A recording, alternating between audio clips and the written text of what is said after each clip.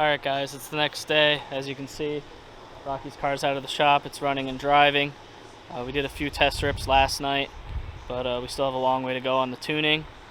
It's just on a base map right now, and we're just messing with a couple parameters to get it to run a little bit better. It actually surprisingly drives really well. We had a couple issues that we told you about last night with the vacuum leak and the oil leak. The vacuum leak we pretty much resolved, and the oil leak we slowed down a whole lot, so it's still seeping a little bit after high RPM pulls, but we'll just keep an eye on it and try to tighten it up again.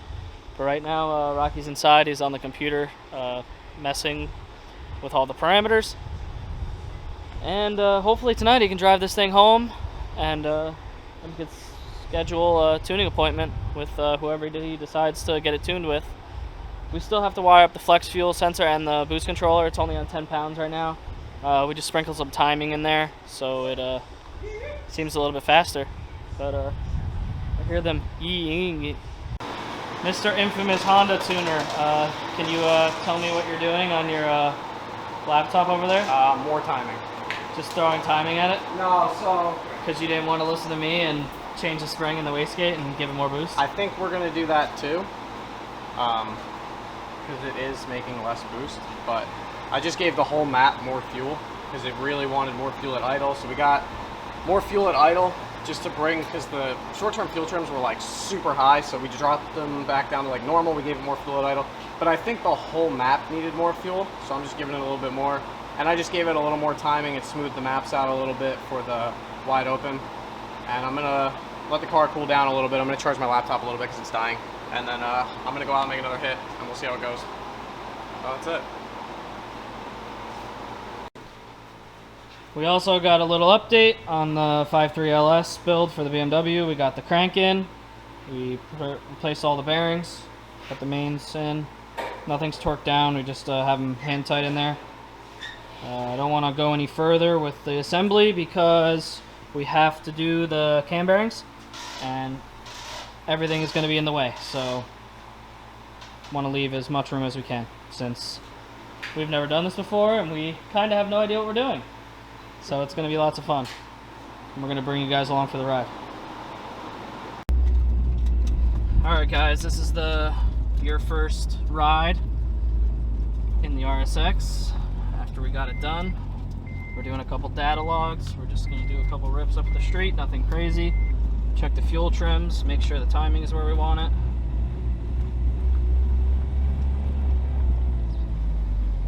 It's a lot better now since I gave it fuel. I gave it a little bit more timing and wide open, so we'll see what it does. Light throttle, it wants a little bit of fuel. Yeah, it does. Right. That's why it's going to hold up. Oh, way better. Okay, I gave it more timing too. Cruising, it's way better.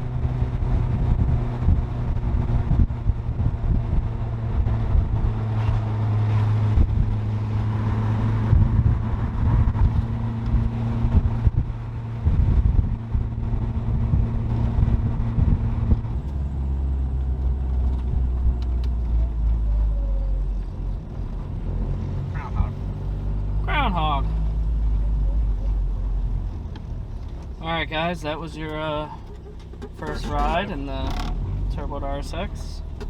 There'll be many more to come when we turn it up, but right now it's probably going to stay pretty close to this until we get it professionally tuned. Yeah. Because by no means we are professionals. We can just know enough to get by. But hey, it makes boost. That's it. It makes boost, runs, drives. Yeah. That's great. That's it. Work out the little bugs, and that's it. Cruising home. Yeah, it's got to make the 35-mile trip home. Yeah. It's not that bad.